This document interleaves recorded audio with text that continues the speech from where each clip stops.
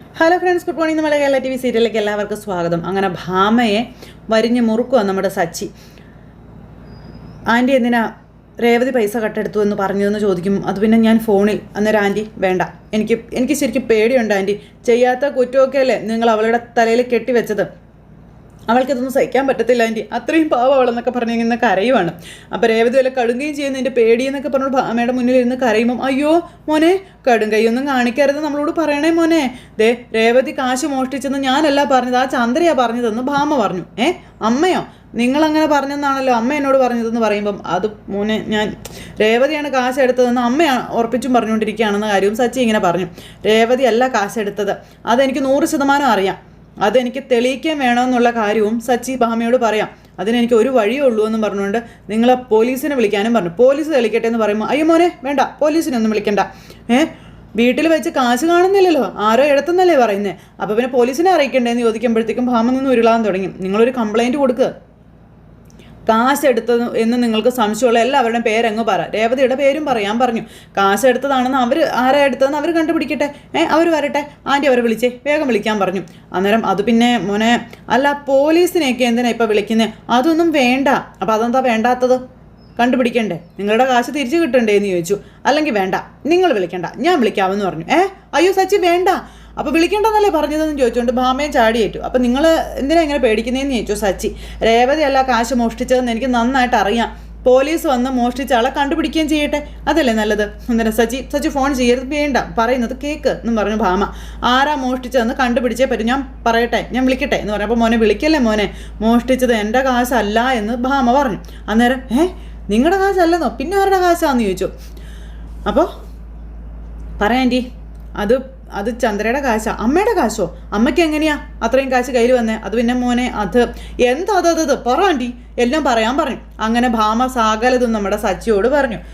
അപ്പോൾ ഇതുപോലത്തെ ഒരു ചതി ചെയ്തിട്ട് നടക്കായിരുന്നല്ലേ മോനെ രേവതിയെ കാശ് എടുത്തതെന്ന് നിൻ്റെ അമ്മ പറഞ്ഞപ്പോൾ അവൾ എടുക്കില്ലെന്ന് തന്നെയാണ് ഞാൻ നിൻ്റെ അമ്മയോട് പറഞ്ഞതെന്ന് പറഞ്ഞു. പ്ലാൻ ചെയ്തത് മുഴുവനും നിൻ്റെ അമ്മയാണെന്ന കാര്യവും ഭാമ പറഞ്ഞു. ഞാൻ അതിലൊരു ഭാഗമേ അല്ല എന്നും പറഞ്ഞു. അപ്പോൾ അതൊക്കെ വിട്. അപ്പോൾ 2 ലക്ഷം രൂപ വാങ്ങിയാണ് അമ്മ പരാതി പിൻവലിച്ചതല്ലേ എന്ന് ചോദിച്ചു. അവർ പരാതി പിൻവലിച്ചു എന്ന് പറഞ്ഞപ്പോഴേ എനിക്ക് സംശയം ഉണ്ടായിരുന്നു. ഇപ്പോൾ അതെന്തായാലും കൺഫേം ആയെന്നും സച്ചി പറയാം. ഇനി എന്ത് വേണമെന്ന് എനിക്കറിയാം, ഞാൻ ഇറങ്ങാമെന്ന് പറഞ്ഞ് സച്ചി പോകുമ്പോൾ, മോനെ സച്ചി എടാ 30 വർഷമായിട്ട് ഞാനും ചന്ദ്രയും ഫ്രണ്ട്സാ, ഞാനാണിത് പറഞ്ഞതെന്ന് പറയരുത്. ഞാനെന്തായാലും പറയുന്നില്ല, ശരി കാണാം എന്നും പറഞ്ഞുകൊണ്ട് നമ്മുടെ സച്ചി അവിടെ പോകുമ്പോൾ, എൻ്റെ ദൈവമേ എന്ന് പറഞ്ഞുകൊണ്ട് ഭാമ ഇവിടെ നിൽക്കുവാണ്. നമ്മുടെ സച്ചിയുടെ വരവ് എന്ന് പറഞ്ഞ ഒരു 1.5 വരവായിരുന്നു. അച്ഛൻ അവിടെ പത്രം വായിച്ചുകൊണ്ടിരിക്കുമ്പോഴേക്കും സച്ചി അവിടെ വന്ന് കിടന്ന് വിളിക്കും ഒച്ചത്തിൽ. അപ്പോൾ ആ ഒച്ച കേട്ടുകൊണ്ട് ചന്ദ്ര അങ്ങോട്ടേക്ക് വന്നു, രേവതി വരുന്നു, അതുപോലെ എല്ലാവരും വരുന്നു. സച്ചി ഓടി വന്ന് അച്ഛൻ്റെ അടുത്തിരുന്നു. അപ്പോൾ നീ എന്താണ് ഇങ്ങനെ വല്ലാതിരിക്കുന്നത്, എന്താ നീ ഇങ്ങനെ ഒച്ച വയ്ക്കുന്നത്, കാര്യം പറയടാന്ന് അച്ഛൻ സച്ചിയോട് പറയുമ്പം, ഞാൻ എല്ലാം പറയാച്ചാ, എല്ലാവരും വന്നോട്ടെ. അപ്പോൾ ശ്രീകാന്ത് എന്തിനാ വിളിച്ചേ, എന്താ ഏട്ടാന്ന് ചോദിച്ചു. അപ്പോഴത്തേക്കും ചന്ദ്രയും വന്നു. എന്താ രവിയേട്ടാ എന്തിനാ വിളിച്ചേ എന്ന് ചോദിച്ചു വന്നിരിക്കാം. അവനെന്തോ പറയാനുണ്ടെന്ന് പറഞ്ഞു. അപ്പോൾ എന്താ എനിക്ക് പറയാനുള്ളത്? അന്നേരം അച്ഛാ ചിലതൊക്കെ നടന്നു എന്ന് പറയുമ്പോഴേ ഇങ്ങനെയൊക്കെ നടക്കുമെന്ന് പോലും നമ്മൾ ചിന്തിച്ചു പോകും. അപ്പോൾ സച്ചി നീ വിഷയം പറയടാന്ന് അച്ഛൻ. അന്നേരം സച്ചിക്ക് ദേഷ്യം വന്നിട്ട് രക്ഷയില്ല.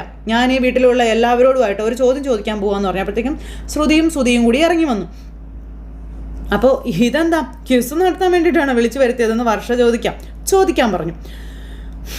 നിങ്ങളൊരാൾക്കെതിരെ പോലീസിൽ പരാതി കൊടുത്തു, നല്ല കാശ് തരാമെന്ന് പറഞ്ഞാൽ ആ പരാതി നിങ്ങൾ പിൻവലിക്കുമോ എന്ന് സച്ചി ചോദിക്കുക. അപ്പോഴത്തേക്കും ചന്ദ്ര എന്ന് പറഞ്ഞോട് അങ്ങോട്ടും ഇങ്ങോട്ടും നോക്കുക, കണ്ണു മേടിച്ച്. ഇവർക്ക് ആർക്കൊന്നും മനസ്സിലാകുന്നില്ല കേട്ടോ, എല്ലാവരും ഇങ്ങനെ അന്തം വിട്ട് നോക്കിക്കൊണ്ട് ഇങ്ങനെ നിൽക്കുവാണ്. അപ്പോൾ സച്ചി കാശ് വാങ്ങിച്ച് പരാതി പിൻവലിക്കും എന്നാണ് നിങ്ങളുടെ ഉത്തരവെങ്കിൽ നിങ്ങൾ കൈ പൊക്കാൻ പറഞ്ഞു സച്ചി. അപ്പം എല്ലാവരും അങ്ങോട്ടും ഇങ്ങോട്ടും നോക്കുക. അപ്പോഴത്തേക്കും നമ്മുടെ ശ്രുതി കൈ അങ്ങ് കെട്ടി. അപ്പോൾ ചന്ദ്ര എല്ലാവരെയും നോക്കുക കേട്ടോ, അങ്ങോട്ടും ഇങ്ങോട്ടും ആരും കൈ പൊക്കുന്നില്ലല്ലോ, ഇതെന്താ? അപ്പോൾ എന്തോ ഒരു പ്രശ്നം ഉണ്ടല്ലോ. ഞാൻ കാശ് വാങ്ങിയ കാര്യം ഇവൻ അറിഞ്ഞോ എന്ന് ചന്ദ്ര ഇങ്ങനെ മനസ്സിൽ ചിന്തിക്കുക. അപ്പോൾ ആരും കാശ് വാങ്ങി പരാതി പിൻവലിക്കില്ല എന്ന് സച്ചി പറഞ്ഞു. അത് ഞാനെന്തായാലും ചെയ്യത്തില്ല, അതൊരു നാണം കെട്ട ഏർപ്പാടാണെന്ന് നമ്മുടെ ചന്ദ്ര പറഞ്ഞു. ചന്ദ്ര ഇങ്ങനെ വല്ലാതിരിക്കുക. അപ്പം സച്ചേട്ടാ ഇങ്ങനെ ഒരു ചോദ്യം ചോദിക്കാൻ എന്താ ഇപ്പോൾ കാരണമെന്ന് ചോദിച്ചു. ചില നാണം കെട്ട ഏർപ്പാടുകൾ ചെയ്ത ഒരാൾ ഇവിടെ ഉണ്ടെന്ന് പറഞ്ഞു. പരാതിയും പിൻവലിച്ച് ഈ വീട്ടിൽ നിന്ന് ഒരാൾ 2 ലക്ഷം രൂപ വാങ്ങിയെന്ന് പറയുമ്പോഴത്തേക്കും ചന്ദ്ര കണ്ണ് തള്ളിപ്പിടിച്ചിങ്ങനെ നോക്കുക. അപ്പോൾ എല്ലാവരും അന്തം വിട്ട് അങ്ങോട്ടും ഇങ്ങോട്ടും നോക്കുക. ശ്രുതിയോ എന്ന് ശ്രുതി ചോദിക്കും കേട്ടോ. ഞാനൊന്നുമല്ല. അപ്പോൾ ആരാടാ അത് ചെയ്തത് എന്ന് അച്ഛൻ ചോദിക്കും. ഈ അമ്മ തന്നെ എന്ന് പറഞ്ഞുകൊണ്ട് സച്ചി ചന്ദ്രയുടെ നേരെ കൈ ചൂണ്ടി. അപ്പോഴേക്കും എന്നും പറഞ്ഞ് അന്തം വിട്ടിങ്ങനെ നോക്കുവാട്ടെ എല്ലാവരും. അമ്മയോ, അമ്മ എന്നും പറഞ്ഞ് എല്ലാവരും അമ്മ എന്ന് വിളിച്ച് പഠിക്കുക. ചന്ദ്രയോ നീ എന്തീ പറയുന്നതെന്ന് ചോദിച്ചു അച്ഛൻ. അപ്പോൾ അതെ അമ്മ തന്നെയാണെന്ന് സച്ചി പറഞ്ഞു. ചന്ദ്ര തലയും കുനിച്ച് സൈഡിലേക്ക് നോക്കിയിരിക്കുന്നു. അയ്യോ പൊട്ടു. അപ്പോൾ ശരത്തിനെതിരെ കൊടുത്ത പരാതി പിൻവലിക്കാൻ വക്കീലിൻ്റെ കയ്യിൽ നിന്ന് അമ്മ 2 ലക്ഷം രൂപ വാങ്ങിയെന്നുള്ള കാര്യം സച്ചി പറയുകയാണ്. അത് കേട്ടപ്പോഴത്തേക്ക് എല്ലാവരും നടുങ്ങിപ്പോയി, അന്തം വിട്ടിങ്ങനെ നോക്കുക കേട്ടോ. അവിടെ കിടന്ന് കാണിച്ച ഷോയൊക്കെ വെറുതെ ആയിപ്പോയി. ആ 2 ലക്ഷം രൂപയാണ് ഭാമാൻ്റിയുടെ വീട്ടിൽ നിന്ന് മോഷണം പോയതെന്ന കാര്യവും അത് ഭാമാൻ്റിയുടെ കാശാണെന്ന് അമ്മ കള്ളം പറഞ്ഞതാണെന്നുള്ള കാര്യവും അത് അമ്മയുടെ വക്കീലിൻ്റെ കയ്യിൽ നിന്ന് വാങ്ങിച്ചതാണെന്നുള്ള കാര്യവും സച്ചി പറയുമ്പോൾ അമ്മേ സച്ചേട്ടൻ പറഞ്ഞ കാര്യം സത്യമാണോ എന്ന് ചോദിച്ചു ശ്രീകാന്ത് ദേഷ്യപ്പെടുമ്പോൾ സത്യമാടാന്ന് പറഞ്ഞു. ഒരു കുറ്റവാളിയെ പോലെ തലയും കുനിച്ച് നിൽക്കുന്നത് കണ്ടില്ലേന്നും സച്ചി ചോദിക്കും കേട്ടോ. ശ്രുതിയാണെങ്കിൽ അവിടെ കിടന്ന് കിലികില വിറയ്ക്കോ ദൈവമേ എന്നും പറഞ്ഞു. ഞങ്ങളോട് വക്കീൽ 5 ലക്ഷം രൂപ വാങ്ങിയിരുന്നു, അതിൽ നിന്ന് അമ്മയ്ക്ക് 2 ലക്ഷം രൂപ കൊടുത്തതെന്നുള്ള കാര്യം സച്ചി പറയാം. എന്തൊക്കെ അടി കേൾക്കുന്നതെന്ന് ചോദിച്ചു അച്ഛൻ. ഇത് ഒരിക്കലും കേൾക്കാൻ പാടില്ലാത്തൊരു കാര്യമാണല്ലോടി, നീ ഒരിക്കലും നന്നാവില്ല അല്ലേ? ദേ ഞാനന്ന് പറഞ്ഞതുകൊണ്ടാ നീ പരാതി പിൻവലിച്ചതെന്നല്ലേ അന്ന് നീ എന്നോട് പറഞ്ഞതെന്ന് രവിയേട്ടൻ ചന്ദ്രയോട് ചോദിക്കുക. ചന്ദ്ര എന്തേരം പറഞ്ഞുകൊണ്ട് ഇങ്ങനെ ഇരിക്കുക.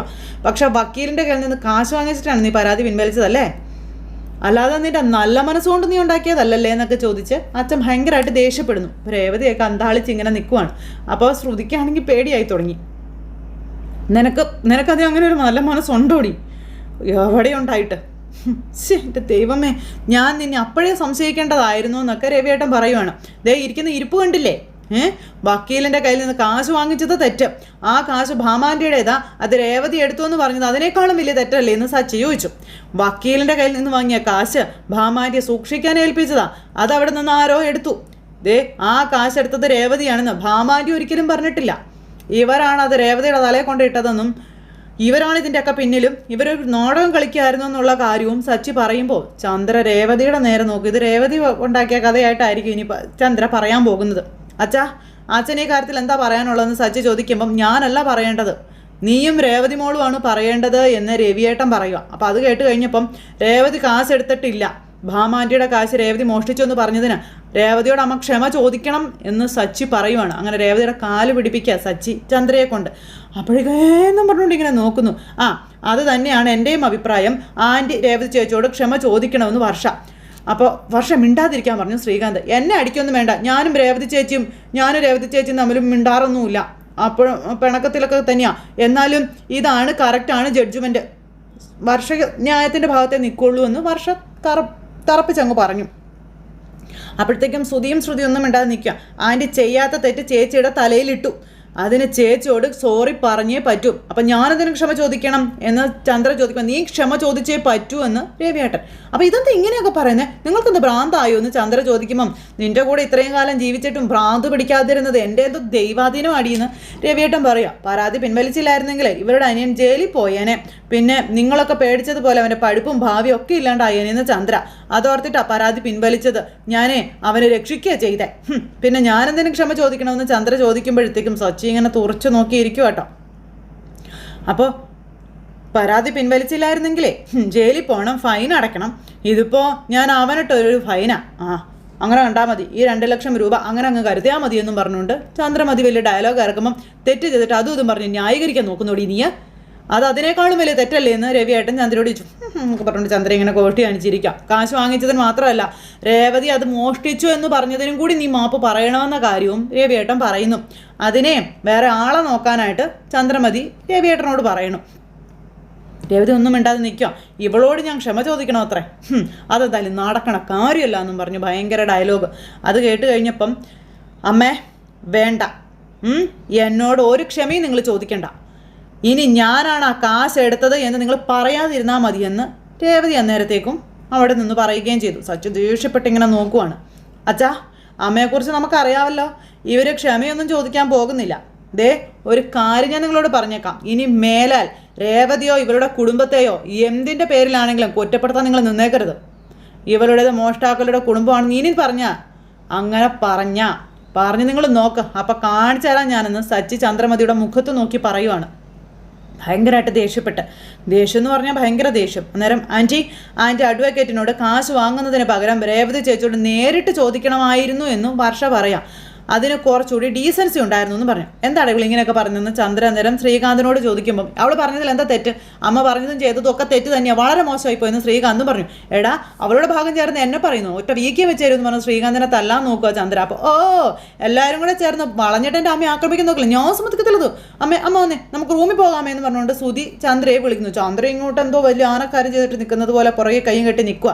അന്നേരം ആൻറ്റി രേവതിയുടെ അനിയനെ ജയിലിലേക്ക് അയക്കാതിരിക്കുന്നത് തന്നെ വലിയ കാര്യമാണ്, പിന്നെ ഫീൽ ചെയ്യാതെ ആൻറ്റി.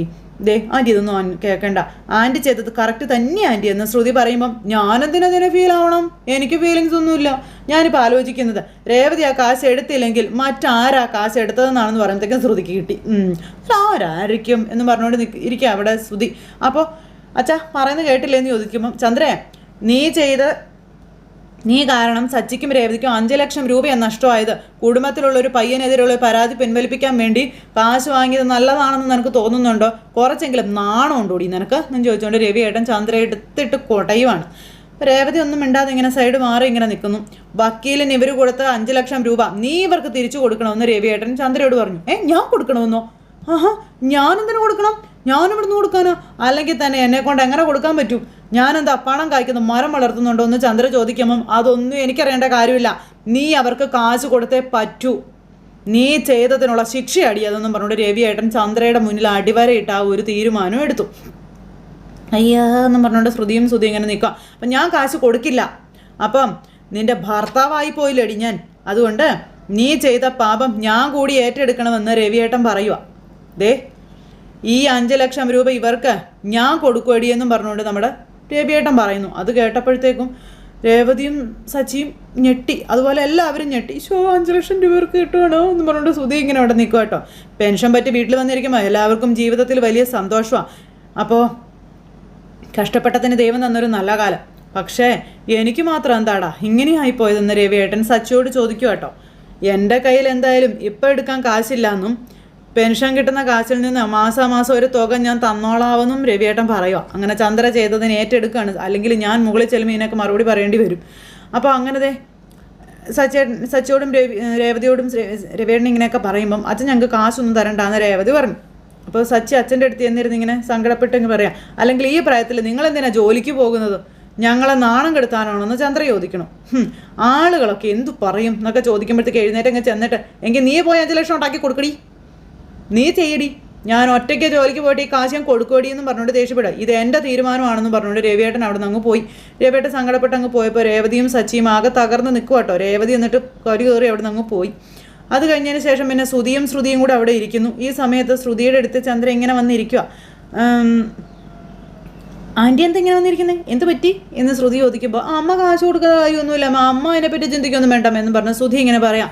ആ പൂ കെട്ടുന്നവൾക്ക് കാശ് കൊടുക്കണമെന്ന് ചന്ദ്ര. അത് നിൻ്റെ അച്ഛൻ പറഞ്ഞതുകൊണ്ടൊന്നുമല്ല, അത് കൊടുത്തില്ലെങ്കിലേ അവരുടെ മുന്നിൽ ഞാൻ ചെറുതായി പോകുമെന്ന് ചന്ദ്ര പറയാം. അന്നേരം അവൾക്ക് ഞാൻ കടക്കാരിയാകുമെന്ന് ചന്ദ്ര. എങ്ങനെയെങ്കിലും അവൾക്ക് ഈ കാശ് കൊടുത്തേ പറ്റൂ എന്നും ചന്ദ്രയെ മക്കളോട് രണ്ടുപേരുമായിട്ട് പറയുമ്പോൾ ശ്രുതി എൻ്റെ ദൈവമേ എന്ന് പറഞ്ഞുകൊണ്ടിരിക്കുക പെരുങ്കള്ളി. ആ സമയത്ത് ശ്രുതിക്ക് മനസ്സിലായി പണി എവിടുന്നാണ് വരുന്നതെന്ന്. ശ്രുതി എന്ന് പറഞ്ഞ് വിളിച്ചു. നീ എന്നെ ഒന്ന് സഹായിക്കണമെന്ന് പറഞ്ഞു. അന്നേരം ഞാനെങ്ങനെ അമ്മയെ സഹായിക്കാനാ? നീ എനിക്കൊരു 5 ലക്ഷം രൂപ തന്നാൽ വലിയ ഉപകാരമാകുമെന്ന് ചന്ദ്ര പറഞ്ഞപ്പോൾ അയ്യോ 5 ലക്ഷം രൂപയോ? എന്താ അമ്മയെ പറയുന്നത്? ഞാൻ ഇവിടെ നിന്ന് എടുത്ത് തരാനാ? ഞാനാണെങ്കിൽ ഭയങ്കര ടൈറ്റിലാ എൻ്റെ കയ്യിൽ 5ൻ്റെ പൈസ ഇല്ല അല്ലേ ശ്രുതി? അപ്പോഴത്തേക്കും ശ്രുതി ഇങ്ങനെ പേപ്പർ നോക്കിയിരിക്കും, ഒന്നും മിണ്ടുന്നില്ല. നീ ഇപ്പോൾ വലിയ ഡീലറൊക്കെ അല്ലേടാ, നിൻ്റെ കീഴിൽ സബ് ഡീലേഴ്സും കാര്യങ്ങളൊക്കെ ഉണ്ടല്ലോ, നല്ല കാശ് വരുമെന്നൊക്കെ എനിക്കറിയാം. നിൻ്റെ കയ്യിൽ കാശുണ്ട്, ഇല്ലെന്ന് നീ വെറുതെ കള്ളം പറയാമെന്ന് പറയുമ്പം എനിക്ക് കിട്ടിയ കാശൊക്കെ ഞാൻ അഭിലാഷ് സാറിന് കൊടുത്തു, എങ്കിലല്ലേ അദ്ദേഹം നമുക്ക് സാധനങ്ങൾ അയച്ചു തരത്തുള്ളൂ. അപ്പോൾ അത് ഇനിയും കിട്ടുമല്ലോടാ. കിട്ടുന്ന കാശ് നീ കുറച്ച് ലേറ്റായിട്ട് അദ്ദേഹത്തിന് കൊടുത്താൽ മതി, തൽക്കാലം അതൊന്ന് അഡ്ജസ്റ്റ് ചെയ്ത് എനിക്ക് താടാന്ന് പറഞ്ഞു. അപ്പോൾ 5 ലക്ഷം രൂപയൊന്നും അഡ്ജസ്റ്റ് ചെയ്യാൻ പറ്റത്തില്ല, അതൊക്കെ വലിയ പ്രശ്നമാകുമെന്ന് പറഞ്ഞുകൊണ്ട് ശ്രുതി തള്ളയെ കൈ ഒഴിഞ്ഞു. അപ്പം നീ എനിക്ക് കാശ് തരില്ലല്ലേ എന്ന് ചോദിച്ചു. തരില്ലെന്നല്ല, എൻ്റെ കയ്യിൽ ഇല്ലെന്നാണ് ഞാൻ പറഞ്ഞതെന്ന് പറഞ്ഞു. നീ കൊള്ളാടാ, ഞാൻ ട്രൈ ചെയ്യാം, അങ്ങനെ സമയം തരാനൊന്നും എനിക്ക് പറ്റത്തില്ല. പെട്ടെന്ന് തന്നെ ആ പൂ കെട്ടുന്നവൾക്ക് 5 ലക്ഷം രൂപ കൊടുത്തേ പറ്റുള്ളൂ എന്ന് ചന്ദ്ര പറയണം. അപ്പോഴത്തേക്കും നമ്മുടെ ശ്രുതി മോളി ഇങ്ങനെ ഒട്ടക്കണ്ണം ഇട്ടിട്ട് ഇങ്ങനെ നോക്കിക്കൊണ്ടിരിക്കുക. അപ്പോൾ ശ്രുതിയുടെ നേരെ നോക്കി ചിരിച്ചു ചന്ദ്ര. ശ്രുതി പറ ആൻറ്റി, എന്താ ആൻറ്റി? അതെ, ഇപ്പോഴത്തെ എൻ്റെ അവസ്ഥ എന്താണെന്ന് മോൾക്ക് അറിയാമല്ലോ. അവളുടെ മുന്നിൽ ഞാൻ തല കുനിച്ച് നിന്ന് പോകും. നിൽക്കാൻ എനിക്ക് പറ്റില്ല. നീ നോക്കൂ ശ്രുതി, കാശ് കൊടുത്തില്ലെങ്കിലേ ഇവിടെ എന്നും പ്രശ്നമൊക്കെ ആയിരിക്കും. അപ്പോൾ ഒരു പ്രശ്നമില്ലാമേന്ന് സുധി പറയുന്നത് കൊണ്ട് നിനക്കൊന്നും തോന്നരുതേ. നിൻ്റെ മലേഷ്യയിലുള്ള ഇളയച്ചനെ വിളിച്ചേ ഒരു 5 ലക്ഷം രൂപ ചോദിക്കുമ്പോൾ ആൻറ്റി എന്തൊക്കെയാ പറയുന്നത്? അല്ല, അവരോടൊക്കെ ഞാനങ്ങനെ ചോദിക്കാനാണെന്ന് ചോദിച്ചു. വേണ്ട, നിനക്ക് ചോദിക്കാൻ പറ്റത്തില്ലെങ്കിൽ ഞാൻ ചോദിച്ചോളാമെന്ന് പറഞ്ഞു. അത് പിന്നെ ആൻറ്റി അതുണ്ടല്ലോ ആൻറ്റി, അദ്ദേഹം ഇപ്പോഴേ ഏത് കൺട്രിയിലാണെന്ന് പോലും എനിക്കറിയില്ല എന്ന് പറഞ്ഞു. ഞാൻ 2-3 തവണ വിളിച്ചിട്ടൊന്നും കിട്ടിയില്ല. പിന്നെ പോയിട്ട് ഒരു വഴിയേ ഞാൻ മുന്നിൽ കാണുന്നുള്ളൂ എന്ന് ചന്ദ്ര പറഞ്ഞു. എന്ത് വഴി? അപ്പോൾ നീ ഉടനെ മലേഷ്യയിലേക്ക് ഒരു ഫ്ലൈറ്റ് ടിക്കറ്റ് എടുക്കാൻ പറഞ്ഞു. മലേഷ്യയിലേക്കോ? ആ അതെ, നമുക്ക് മലേഷ്യയിലേക്ക് പോകാമെന്ന് പറഞ്ഞു. അപ്പോൾ എന്തിനാന്ന് ചോദിച്ചു ശ്രുതിയെ. അവിടെ ചെയ്യാത്ത തെറ്റിന് നിൻ്റെ അച്ഛൻ ജയിലിൽ കിടക്കല്ലേ, അദ്ദേഹത്തെ ഒന്ന് പോയി കാണണമെന്ന് കുറേ കാലമായിട്ട് ഞാൻ വിചാരിക്കുകയാണെന്ന് ചന്ദ്ര പറഞ്ഞു. ശ്രുതി വിട്ടു. വരണ്ടെന്നൊക്കെ സ്നേഹം കൊണ്ട് പറയുമായിരിക്കും, എങ്കിലും നമ്മളൊന്ന് പോയി കാണണ്ടേ, അതല്ലേ അതിൻ്റെ ഒരു മര്യാദ എന്ന് ചോദിക്കുക. അദ്ദേഹത്തെ കണ്ട് കാശും ചോദിക്കാവല്ലോ എന്നും ചന്ദ്ര പറയുന്നു. നീ ചോദിച്ചാൽ അദ്ദേഹം തരാതിരിക്കില്ല എന്ന് ചന്ദ്ര കിടക്കുന്നു. അപ്പോൾ ശ്രുതി മോള് പെട്ടു. ശ്രുതി ഈശ്വരാന്നും പറഞ്ഞിരിക്കുക. നിൻ്റെ അച്ഛനെ കണ്ട് നമുക്ക് കാശ് വാങ്ങിച്ച് തിരിച്ചു വരാം എന്താണെന്ന് ചന്ദ്ര ചോദിക്കുമ്പോൾ, എടാ മോനെ, നീ ഫ്ലൈറ്റ് ടിക്കറ്റിൻ്റെ കാര്യം റെഡിയാക്കാൻ പറഞ്ഞു. അല്ല, അതിന് ചില പ്രോസസ്സും കാര്യങ്ങളൊക്കെ ഉണ്ട്. അതൊക്കെ കഴിഞ്ഞ് അച്ഛനെ ചെന്ന് കാണണമെങ്കിൽ ഏകദേശം ഒരു 3-4 മാസമെങ്കിലും എടുക്കുമെന്ന് പറഞ്ഞു. അത്ര സമയമൊക്കെ എടുക്കുമല്ലേ എന്ന് ചന്ദ്ര ചോദിച്ചു. ആർക്കറിയാം എന്നും പറഞ്ഞുകൊണ്ട് ഇങ്ങനെ നമ്മുടെ ശ്രുതി, എന്താ ശ്രുതി നീ പറഞ്ഞേ? അല്ല, ആർക്കറിയാം, ചിലപ്പോൾ അതിനേക്കാളും കൂടുതൽ സമയം എടുക്കുമെന്നാണ് ഞാൻ ഉദ്ദേശിച്ചത് എന്ന് പറഞ്ഞിരിക്കുമ്പോൾ നമുക്ക് എന്തായാലും പോകാം, പോയിട്ട് ഒന്ന് അന്വേഷിച്ചിട്ട് വരാം, ചിലപ്പോൾ പെട്ടെന്ന് കാണാൻ പറ്റിയെങ്കിലോ എന്നും പറഞ്ഞുകൊണ്ട് ഇങ്ങനെ ശ്രുതി അടുത്തടുത്ത് നിന്ന് വേറൊരു കുഴിയിലേക്ക് എടുത്ത് ചാടി കിടക്കുന്നിടത്ത് ഇന്നത്തെ കഥ അവസാനിച്ചു. അപ്പോൾ എല്ലാവരും കാത്തിരുന്ന് കാണണം കേട്ടോ. എല്ലാവർക്കും നല്ലൊരു ദിവസം ആശംസിക്കുകയാണ്. ടാറ്റാ.